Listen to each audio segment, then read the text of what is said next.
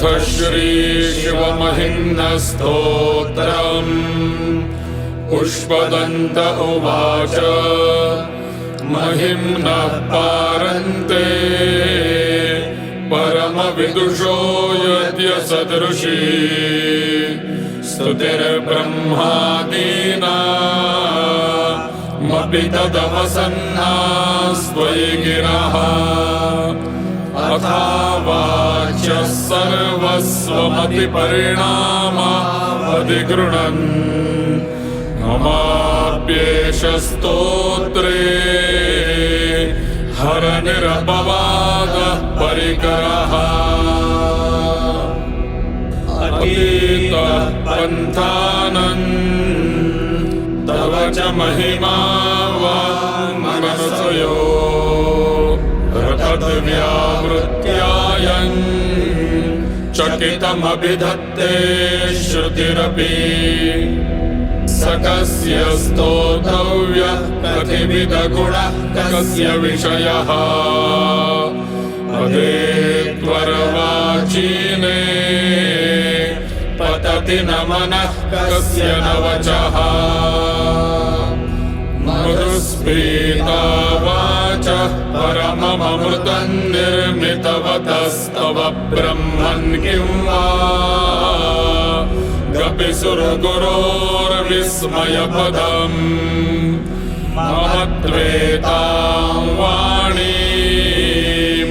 गुणकथनपुण्येन भवतः गुणामेत्यर्थेऽस्मिन्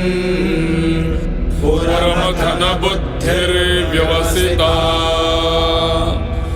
तवैश्वर्यं यत्तज्जगदुदयरक्षा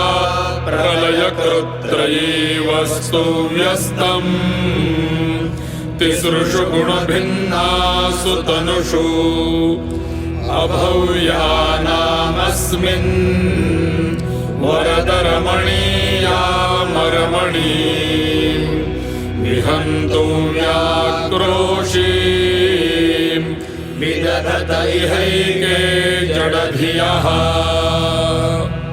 किमिह किङ्कायः स खलु किमुपायस्त्रिभुवनम्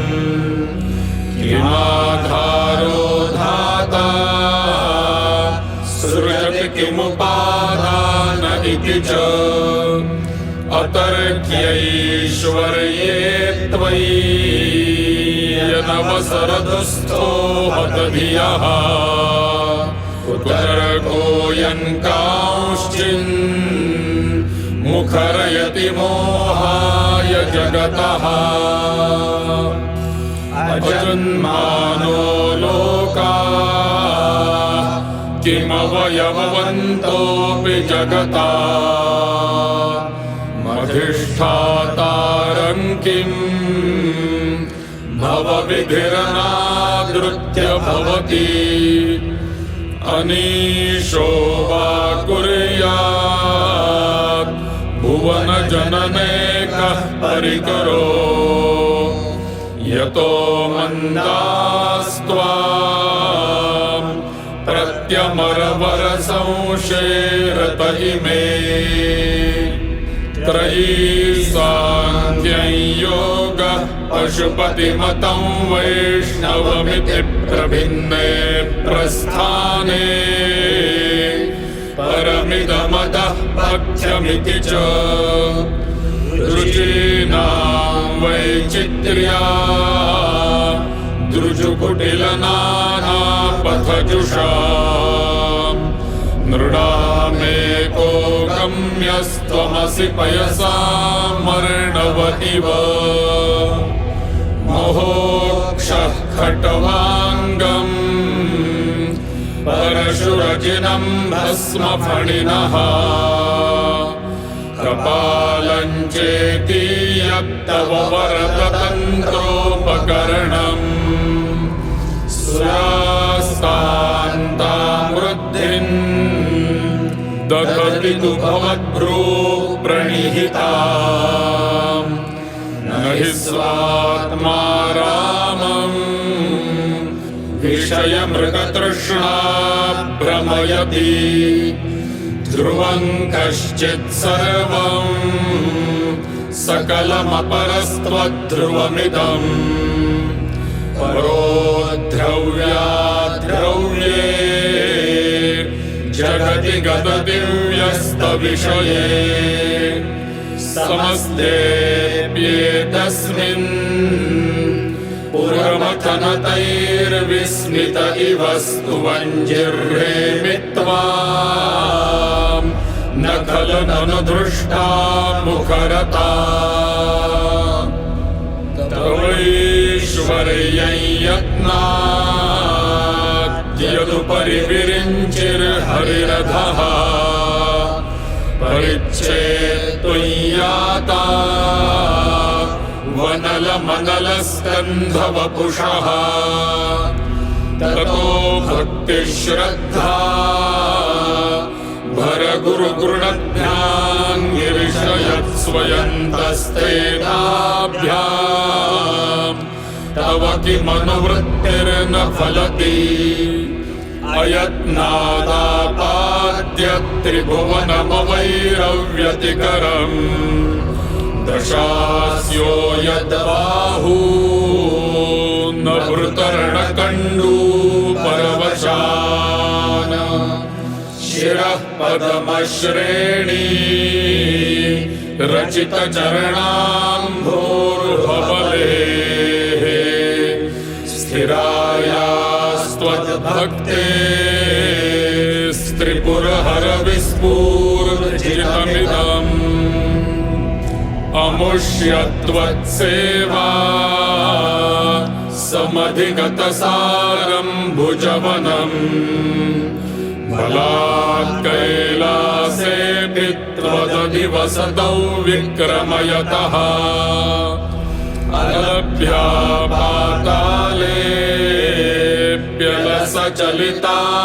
पातालेऽप्यलसचलिताङ्गुष्ठशिरसि प्रतिष्ठा त्वय्यासीत् ध्रुवमुपचितो मुह्यति खलः यदृद्धिं सुत्राम्णो वरद परमोच्चैरपि सति मधश्चक्रे बाणः परिजनविधेयत्रिभुवनः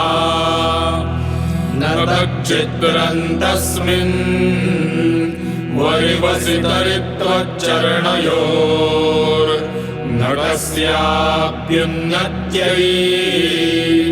भवति शिरसस्त्वय्यवनतिः अकाण्ड ब्रह्माण्डक्षयचकितदेवासुरकृपा विधेयस्यासीद्यस्त्रिनयनविषौ संहृतवतः सकल्माषः कण्ठे तव न कुरुते न श्रियमहो विकारोऽपि श्लाघ्यो भुवनभयभङ्गौ व्यसनिनः असिद्धार्था नैव क्वचिदपि सदेवासुरनरे निवर्तन्ते नित्यं जगति जयिनो यस्य विशिखाः सपश्यन्नीशत्वा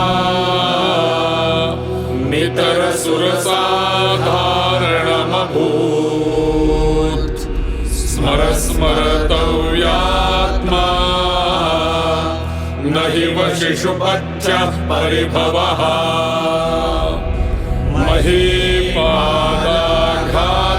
महीपादाघातात् व्रजति सहसा संशयपदम् पदं विष्णोर्भ्राम्यत् भुजपरिधरुग्णग्रहगणम् मुहुर्द्यौर्दौ स्थय्या त्यनिभृतजटाताडिततटा जगद्रक्षायै त्वं नटसि ननु वामैव विभुता यद्व्यापीतारा गणनामयशक्तिधरा गुणितफेनोद्गमरुचिः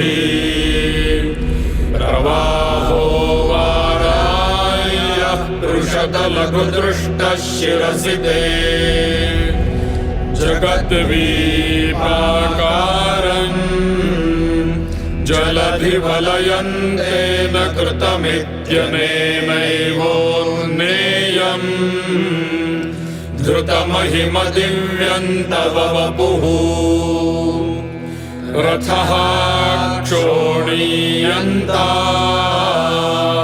शतधृतिरगेन्द्रो धनुरथो रथाङ्गे चन्द्रार्कौ रथचरणपाणिः शर इति दिदक्षोस्ते कोऽयम्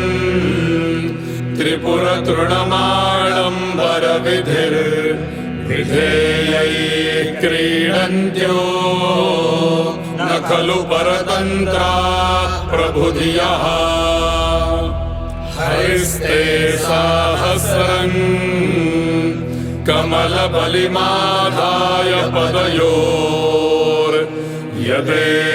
पदयोर्यदेकोनेतस्मिन् निजमुदहरन्नेत्रकमलम् गतो भक्त्युद्रेकः परिणतिमसौ चक्रवपुषा त्रयाणां रक्षायै त्रिपुरहर जागर्ति जगताम् क्रतौ सुप्ते जाग्रत्वमसि फलयोगे क्रतुमताम् क्व कर्म प्रध्वस्तम् फलति पुरुषाराधनमृते अतस्त्वां सम्प्रेक्ष्य क्रतुषु फलदानप्रतिभुवम् श्रुतौ श्रद्धां बद्ध्वा दृढपरिकरः कर्मसु जनः क्रियादक्षो दक्षः क्रतुपतिरधीशस्तनुभृता मृषीणामार्द्विज्जम् शरणदसदस्यासुरगणाः क्रतुप्रेषस्त्वत्तः क्रतुफलविधानौ व्यसनिनो ध्रुवं कर्तुश्रद्धा विधुरमभिचाराय हिमखाः प्रजानाथन्नाथ प्रसभमभिकं स्वान् दुहितरम् गतं रोहितभूताम् ऋरमयिषु मृष्यस्य वपुषा धनुष्पाणेर्यातम् दिवमपि सपत्राकृतममुम् त्रसन्तन्तेऽद्यापि त्यजति न मृगौ व्याधरभसः स्वलावण्याशंसा धृतधनुषमह्नाय तृणवत्पुरः प्लुष्टन् दृष्ट्वा पुरमथनपुष्पायुधमपि यदि स्त्रैणन् देवी यमनिरतदेहार्धघटना तवैधित्वा मद्दा बत वरदमुग्धा युवतयः श्मशानेष्वा क्रीडा स्मरहरपिशाचा सहचरा चिताभस्मालेपस्रगपिनृकरोटी परिकरः अमङ्गल्यौ शीलम् तव भवतु नामैवमखिलम् तथापि स्मरतॄणाम् वरद परमं मङ्गलमसि मनः प्रत्यक्चित्ते सविधमवधायात्तमरुतः प्रहृष्यद्रोमाणः प्रमथसलिलोत्सङ्गितदृशः यदालोक्याह्लादम् हृदयिव निमज्ज्यामृतमये दधत्यन्तस्तत्त्वम् किमपि यमिनस्तत्किल भवान् त्वमर्कस्त्वं सोमस्त्वमसि पवनस्त्वं हुतवहस्त्वमापस्त्वं व्योम त्वमुदर्णिरात्मा त्वमिति च परिच्छिन्नामेवं त्वयि परिणता बिभ्रतु गिरम् न विदमस्तत्तत्त्वम् वयमिह तु यत्त्वन्न भवसि त्रयीन्तिस्रो वृत्तिस्त्रिभुवनमथो त्रीनपि सुरा नकाराद्यैर्वर्णैः स्त्रिभिरभिदधत्तीर्णविकृति तुरीयन्ते धामध्वनिभिरवरुन्धानमणुभिः समस्तव्यस्तन्त्वा शरणदगृणाद्योमिति पदम् भवः शर्वो रुद्रः पशुपतिरथोग्रः सह महांस्तथा भीमेशाना विधियदभिधानाष्टकमिदम् अमुष्मिन् प्रत्येकम् प्रविचरति देवश्रुतिरपि प्रियायास्मै धाम्ने प्रविहितनमस्योऽस्मि भवते नमो नेदिष्ठाय प्रियतवदविष्ठाय च नमो नमः क्षोदिष्ठाय स्मरहरमहिष्ठाय च नमः नमो वरशिष्ठाय त्रिनयनयविष्ठाय च नमो नमः सर्वस्मै ते तदिदमिति शर्वाय च नमः बहरजसे विश्वोत्पत्तौ भवाय नमो नमः प्रबलतमसे तत्संहारे हराय नमो नमः जनसुखकृते सत्त्वोद्रिक्तौ मृडाय नमो नमः प्रमहसि पदे निस्त्रैगुण्ये शिवाय नमो नमः कृशपर्णति चेतः क्लेशवश्यं क्वचेदम् क्व च तव गुणसीमोल्लङ्घिनी शश्वतृद्धिः इति चकितममन्दीकृत्य मां भक्तिराधात् वरदचरणयोस्ते वाक्यपुष्पोपहारम् असितगिरिसमौ स्यात् कज्जलौ सिन्धुपात्रे सुरतरुवर्षाका लेखनी पत्रमुर्वी लिखति यदि गृहीत्वा शारदा सार्वकालम् तदपि तव गुणानामीशपारं न याति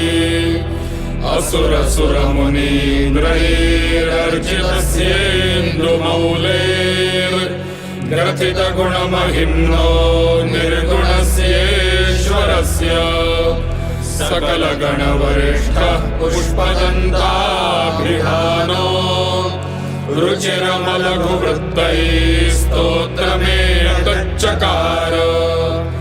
अहरहर नवद्यं धूर्यते स्तोत्रमेतत् पठति परमभक्त्या शुद्धचित्तः पुमान्यः स भवति शिवलोके रुद्रतुल्यस्तथात्र प्रचुरतरधनायुः पुत्रवान् कीर्तिमांश्च महेशान्नापरो देवो महिम्नो नापरा स्तुतिः अघोरान्नापरो मन्त्रो नास्ति तत्त्वं गुरोः परम् दीक्षादानं तपस्तीर्थम् ज्ञानैयागादिकाः क्रियाः महिम्नस्तव पाठस्य कलानार्हन्ति षोडशीम् कुसुमदशननामा सर्वगन्धर्वराजः शशिधरवरमौलेर्देवदेवस्य दासः स गुरुनिजमहिम्नो भ्रष्ट एवास्य रोषात् स्तवनमिदमकार्षीत् दिव्यं महिम्नः सुरवरमुनिपूज्यं स्वर्गमोक्षैकहेतुम् पठति यदि मनुष्यः प्राञ्जलिर्नान्यचेताः व्रजति शिवसमीपं किन्नरैः स्तूयमानः स्तवनमिदममोघं पुष्पदन्तप्रणीतम् असमाप्तमिदं स्तोत्रम् पुण्यं गन्धर्वभाषितम्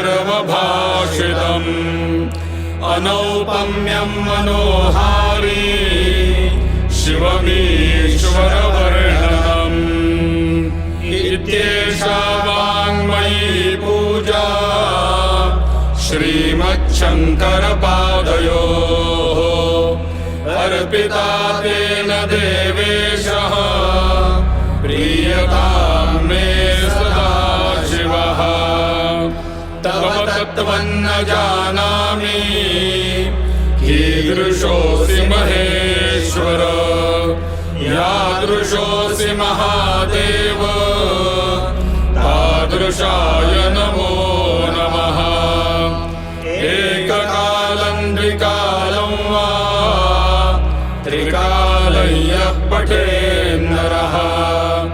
सर्वपापविनिर्मुक्तः शिवलोके महीयते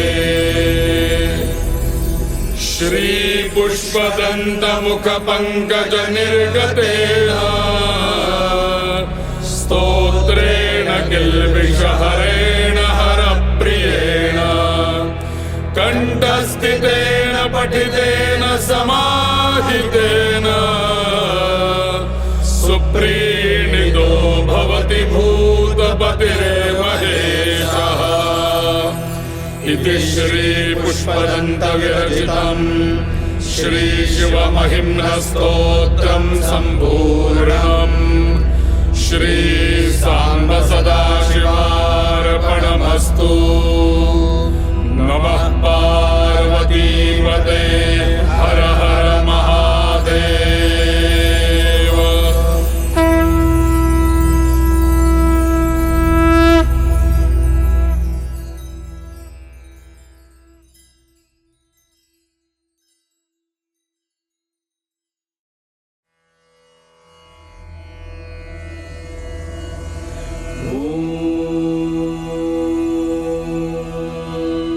भद्रं कर्णेभिः शृणुयाम देवा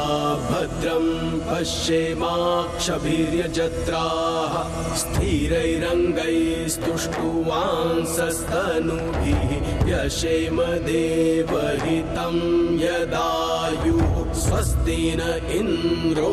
वृद्धश्रवाः स्वस्ति न पूषा विश्ववेदाः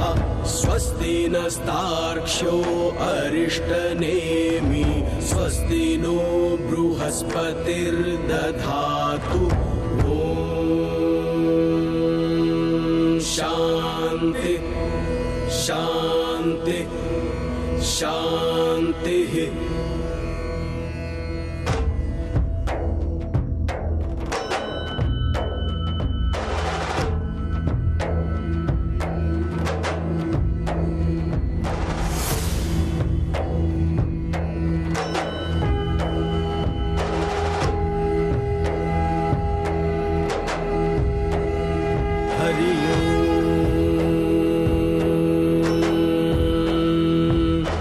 नमस्ते गणपतये त्वमेव प्रत्यक्षं तत्त्वमसि त्वमेव केवलं कर्तासि त्वमेव केवलं धर्तासि त्वमेव केवलं हर्तासि त्वमेव सर्वं खल्विदं ब्रह्मासि त्वं साक्षादात्मासि नित्यम्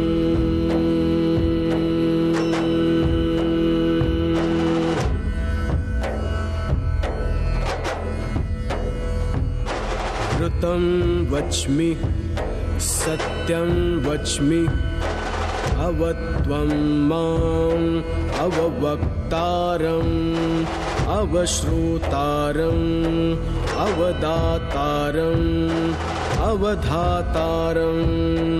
अवानुचानमवशिष्यम् अवपश्चात्तात् अवपुरस्तात् अवोत्तरात्तात् अवदक्षिणात्तात्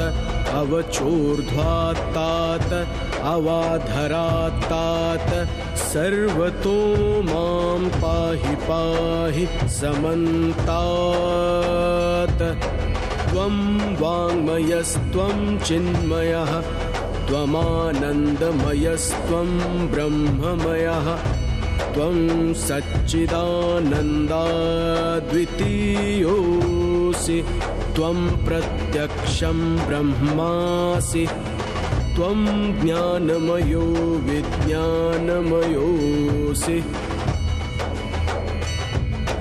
सर्वं जगदिदं त्वत्तो जायते सर्वं जगदिदं त्वत्तस्तिष्ठति सर्वं जगदिदं त्वयि लयमेष्यति सर्वं जगदिदं त्वयि प्रत्येति त्वं भूमिरापो नलो निलो नभः त्वं चत्वारि वाक्पदानि त्वं गुणत्रयातीतः त्वं देहत्रयातीतः त्वं कालत्रयातीतः त्वं मूलाधारस्थितोऽसि नित्यं त्वं शक्तित्रयात्मकः त्वां योगिनो ध्यायन्ति नित्यं त्वं ब्रह्मा त्वं विष्णुस्त्वं रुद्रस्त्वं इन्द्रस्त्वम् अग्निस्त्वं वायुस्त्वं सूर्यस्त्वं चन्द्रमास्त्वं ब्रह्मभूर्भुवस्वरम् गणादीं पूर्वमुच्चार्य वर्णादीं तदनन्तरम् अनुस्वारः परतरः अर्धेन्दुलसितं तारेण रुद्धम् एतत्तव मनुस्वरूपं गकारः पूर्वरूपम् अकारो मध्यमरूपम् अनुस्वारश्चान्त्यरूपम् बिन्दुरुत्तररूपम् नादः सन्धानं संहिता सन्धिः सैषा गणेशविद्या गणकऋषिः निच्रुद्गायत्री छन्दः गणपतिर्देवता ॐ गं गणपतये नमः।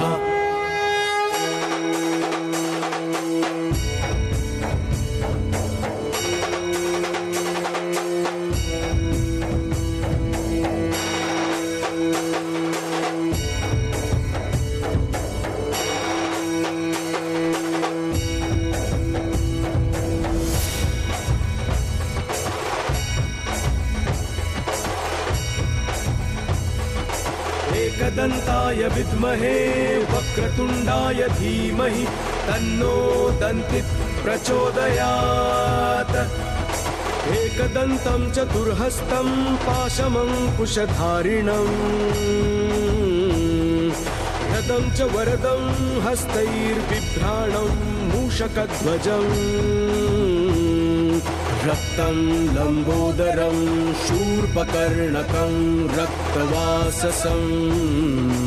रक्तगन्धानुलिप्ताङ्गं रक्तपुष्पैः सुपूजितम् भक्तानुकम्पिनं देवं जगत्कारणम् अच्युतम् आविर्भूतं च सृष्ट्यादौ प्रकृतेः पुरुषात् परम् एवं ध्यायति यो नित्यं स योगी योगिनां वरः। नमो व्रातपतये नमो गणपतये नमः प्रमथपतये नमस्ते अस्तु लम्बोदराय एकदन्ताय विघ्ननाशिने शिवसुताय श्रीवरदमूर्तये नमः।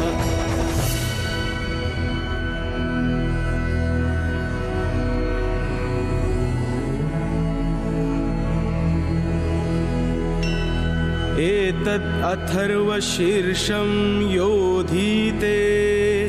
स ब्रह्म भूयाय कल्पते स सर्वतः सुखमेधते स सर्वविघ्नैर्न बाध्यते स पञ्चमहापापात् प्रमुच्यते सायमधियानो दिवसकृतं पापं नाशयति प्रातरधियानो रात्रिकृतं पापं नाशयति सायं प्रातः प्रयुञ्जानो अपापो भवति सर्वत्र धियानोपविघ्नो भवति धर्मार्थकाममोक्षं च विन्दति इदमथर्वशीर्षमशिष्याय न देयं यो यदि मोहाद्दास्यति स पापियान् भवति सहस्रावर्तनात् यं यं काममधीते तं तमनेन साधयेत् अनेन गणपतिमभिषिञ्चति स वाग्मी भवति चतुर्थ्यामनश्चं जपति स विद्यावान् भवति इत्यथर्वणवाक्यम् ब्रह्माद्यावरणं विद्यात् न बिभेति कदाचनेति यो दुर्वाङ्कुरैर्यजति स वैश्रवणोपमो भवति यो लाजैर्यजति स यशोवान् भवति यो मोदकसहस्रेण यजति स वाञ्छितफलमवाप्नोति यस्साज्यसमिद्भिर्यजति स सर्वं लभते स सर्वं लभते अष्टौ ब्राह्मणान् सम्यक् ग्राहयित्वा सूर्यवर्चस्वी भवति सूर्यग्रहे महानद्यां प्रतिमासन्निधौ वा जप्त्वा सिद्धमन्त्रो भवति महाविघ्नात् प्रमुच्यते महादोषात् प्रमुच्यते महापापात् प्रमुच्यते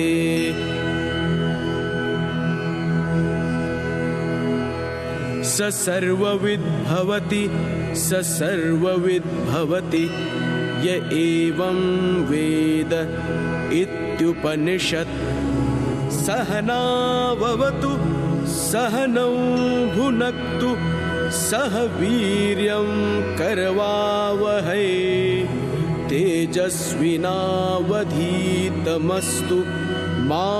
विद्विषावहै।